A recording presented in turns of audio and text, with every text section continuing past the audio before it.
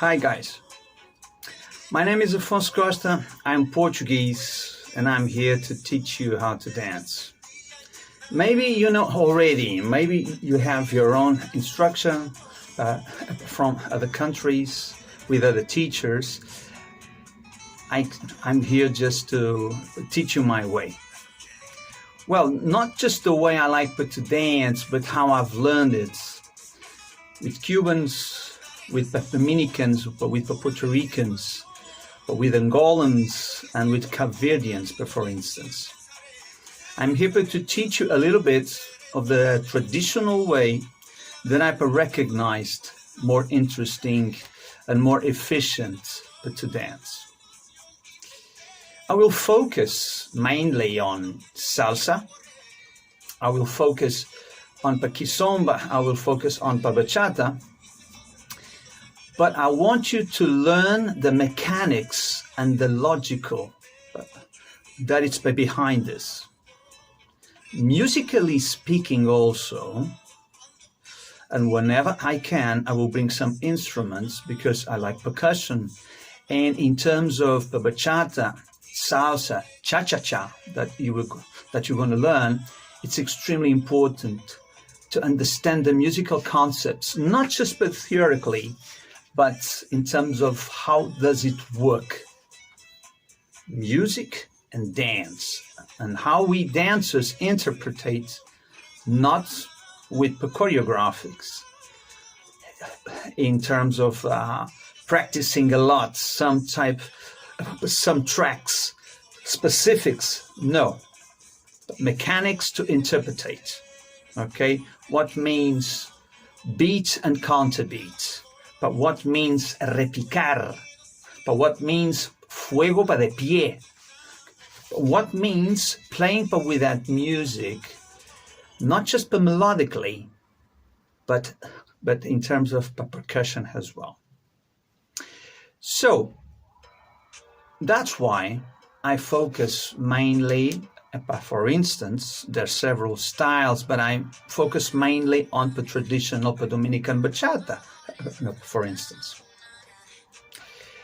Exactly because Dominican form of bachata, which not all of the Dominicans dance it the same way, obviously, but we understand that there's a heritage, even more than heritage, there's a collective phenomena that bounds all of them. And that is rooted in three important Cuban rhythms, which is bolero, son, and cha-cha-cha. And you need to understand this, first and all, because Dominican Republic, it's a Caribbean country that it's not isolated but from all of its Caribbean influences. And from the United States, and obviously in all the times from Europe. For you to understand that, this is not just a choreography. This is understanding the basic roots of the dances that bound this into bachata. Bachata, it's a urban and modern concept. Because the Dominicans, they were dancing son, Cuban son, at the beginning of the 20th century. They were dancing bolero, and afterwards they started dancing cha-cha-cha because this was really trendy at those times. Everybody was dancing this. In the United States, but before the Cuban Revolution, the Cuban dancers were the ones who had more emphasis between the dance. They were the stars at that time, obviously followed by all of the other ones.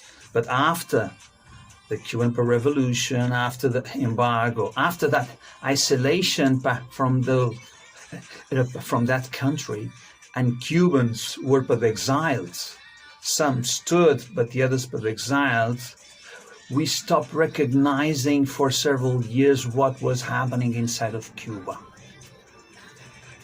And so, I was speaking on bachata, now I'm going to speak about casino. Normally, we talk about Cuban salsa, but that name, it's a commercial name. I have to use it myself. Okay, Puerto Rican salsa, Cuban salsa, because if I don't say that, you guys won't come to the classes. Some of you will, but a lot of you won't. So, what is Afonso talking about? I'm talking about that salsa comes from Cuban son, that structure. But Cuban son, traditionally, already, you could call it a line dance. When that came to the United States, and with the Puerto Ricans, the part that is more aligned in Cuban son became the main part of what would be called salsa.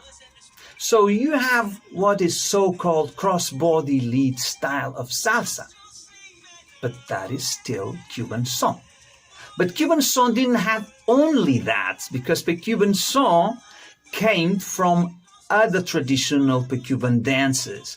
So it was a very complete system of dance, yes. And when it modernized, became casino. And with casino, you could do a group circular dance called La Rueda de Casino, where people were changing partners all the time. And that was a call dance. Someone was calling those steps. And that was a social environment but for everybody but to mingle and have a party. And at the same time, casino became like a Cuban rock and roll because of those influences from American musicians and American dancers that were in the United States but at that time. Okay? So the casino, we have to say that the casino came from the same structure that salsa does, and the style from Puerto Rico, for instance, but casino itself has a modern form of Cuban son. It's not salsa. It's a completely different form of dance. It has other logic. And I'm going to start with just 2 or 3 tips about that. If we're talking about the casino, you have to understand that Cuban ladies, they don't break back. They don't do rock and roll. They walk forward all the time. Cuban ladies are walking forward. They can emphasize a little bit of the resistance that looks like they're going slightly back, but their feet are always very close but together because they want to change direction and they need to walk forward. That is completely different concept of breaking back all the time. But why do we break back in salsa? We do that because we have other Latin influences. Have you ever seen a Venezuelan dancing salsa, Mexican, but Dominican, and others dancing salsa from Peru, Bolivia, Ecuador? And I'm saying dancing salsa on the streets, not on the dance academies, because they have also, and styles become more international worldwide. Okay? Myself, I was judging in the World Salsa Open in Puerto Rico. And obviously, in that contest, everybody was dancing in a very similar style. Because all of them have that instruction through all Latin America, even in Brazil. But that is not the issue when we are talking about the casino. So casino is a completely different form of dance. But casino not only comes from Cuban son, but also emphasize a lot of the roots of the contradanza. And that contradanza is the one that brings the logic of the form of the group of the several couples exchanging partners and having different formations within Rueda, the casino, which makes it very dynamic. And when you see it from the outside, it looks a show because choreographically it has a lot of changes. And so you see a lot of different dancing activity and dynamic and communication between those couples, but that was very traditional and European rooted, because in European you could continue having the folk dances that are done in a circle, interchanging partners. So that is casino. Una mexicana, una venezolana, no les es común bailar caminando. Ella se va atrás, se tira atrás, siempre. Okay?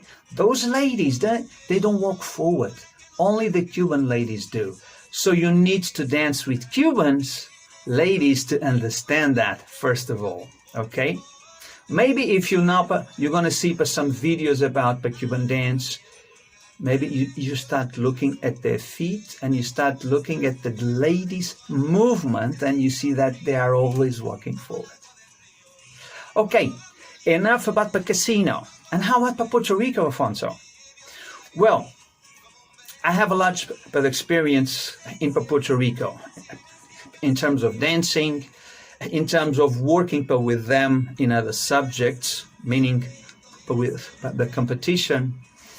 But especially, you have to understand that this all came from the same root, which is Cuban song. And Puerto Ricans have their own interpretation of that.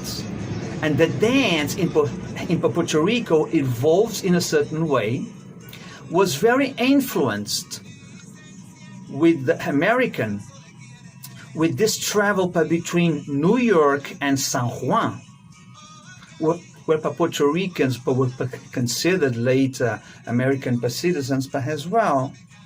And so when the Cubans got out of that American scene, the Puerto Ricans took the lead.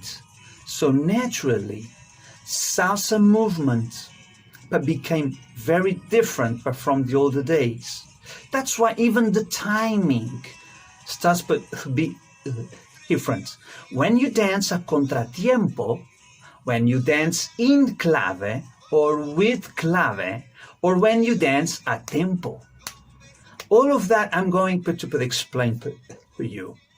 And I'm going to explain to you why some dance on what is so-called dancing on 3, why some dance on 4, why dancing on 2, 7, and so on.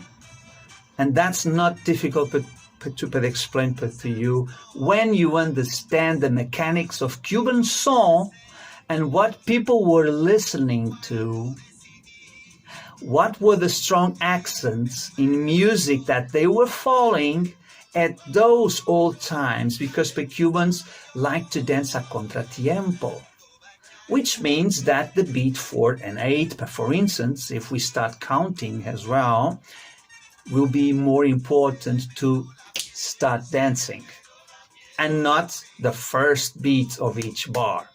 They were not thinking that way. And a lot of them, they don't still do it. So in the United States, you start having 2 styles that are called on-2 styles. So salsa on-2 is not just basically it's called the New York on-2 style. Some people will say editor style. Okay.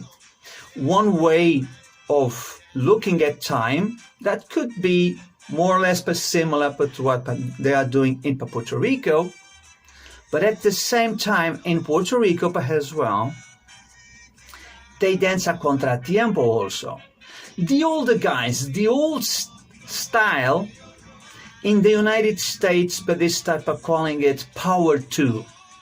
So you will see guys from razzmatazz, but dancing like that. You will see mambo deep, for instance, but which is someone that I met in my travels to Puerto Rico, but to the World Congress. And those guys still dance on that form. And believe me, that's the easiest way to, and the original way, but to dance on too.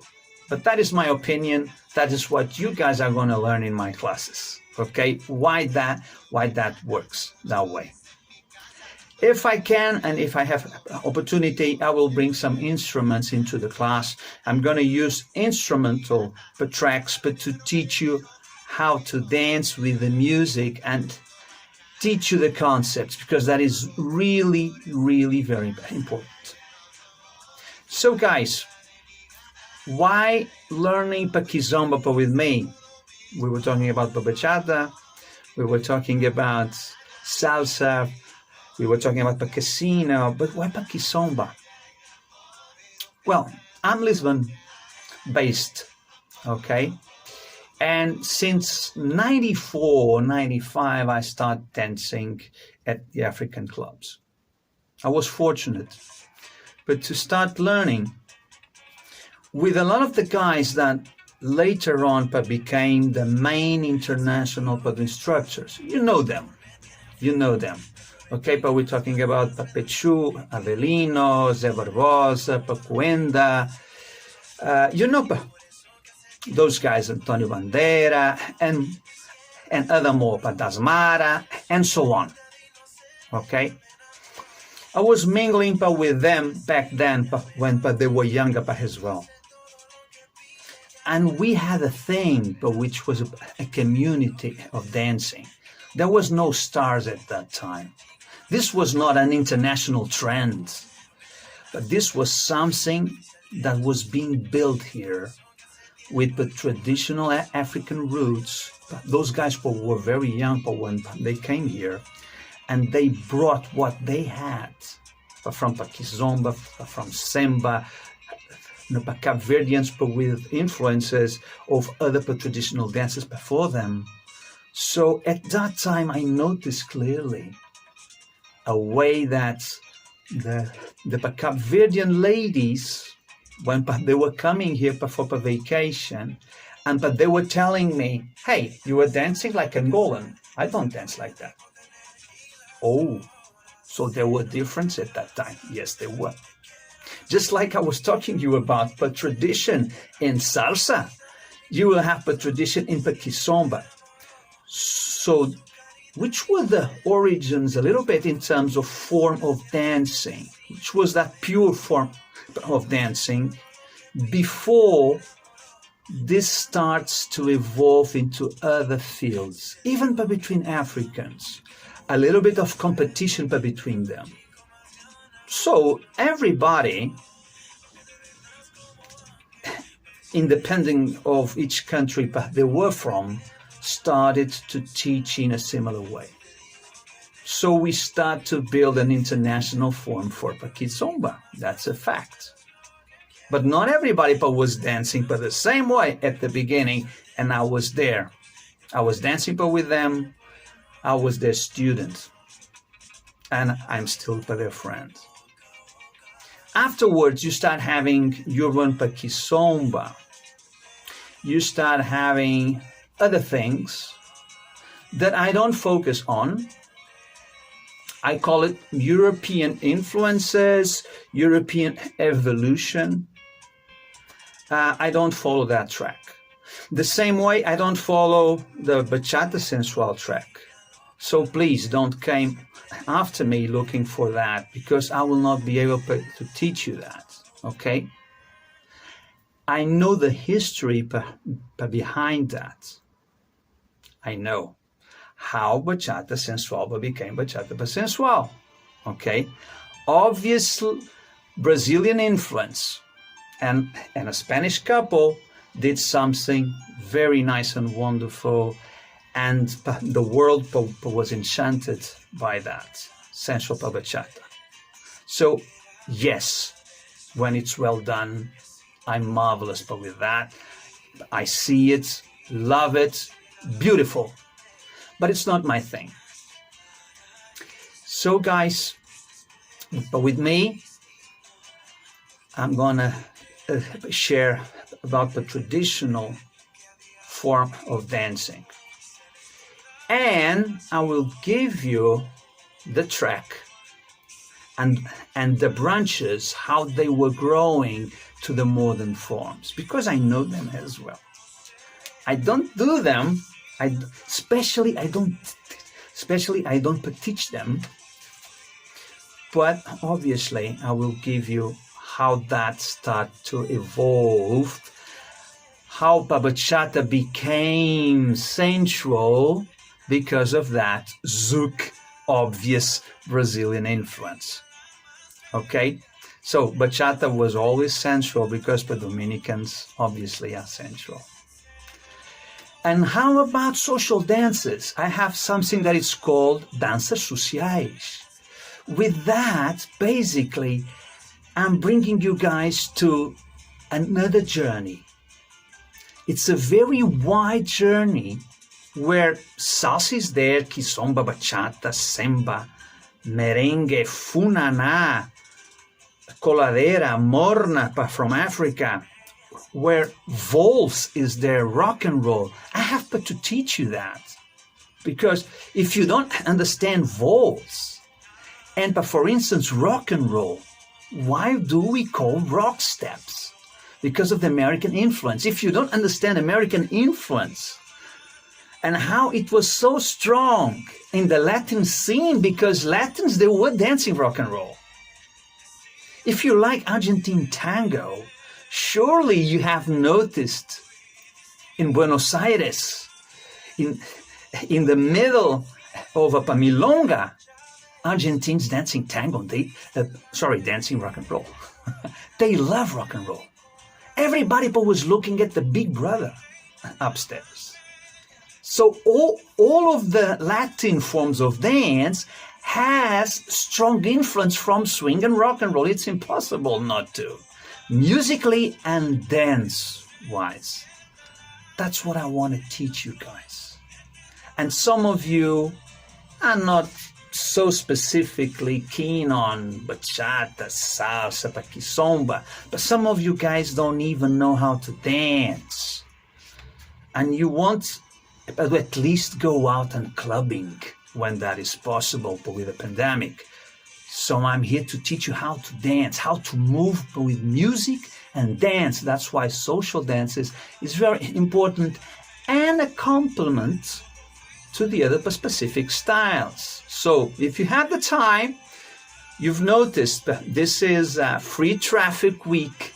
So it's the same, you're paying one class a week or all of them, but come for whenever you can and do our social dance classes as well. As you noticed, underlined in red, I have my classes that are dedicated to partner work. Okay? Well, partner work means that you have your own partner, because we cannot change partners in pandemic times. Okay, so we'll not do it. We'll keep our 3 meters distance that I will be really strict on. I want everybody to feel comfortable. Okay, so each one brings their own partner. In partner work, I have 2 levels. Okay, one is more dedicated to beginners, since the initial forms for those who don't know anything, to the others that know more. So we're going to have 2 months to cover a lot to beginners. So but for a lot of you, it's going to be per revision. But for a lot of you, it's going to be a new concept that I'm going to bring. Okay, in terms of leading, there's not only one form of leading. And for me, I have tried a lot of them. I can tell you, there's forms of leading that are going to amazing you, because amazed me. I'm being honest. There's a very important expression, but which means less is more. If the ladies know how to rotate on their own, when we're practicing the steps in front of a mirror, for instance, but behind me, if they're doing that on their own, what is your role but to make them dance? You just invite them to dance. You're not helping them all the way to dance because they cannot do it. No, they can. They do it on their own. So you're not going to spoil that. You're going to help them.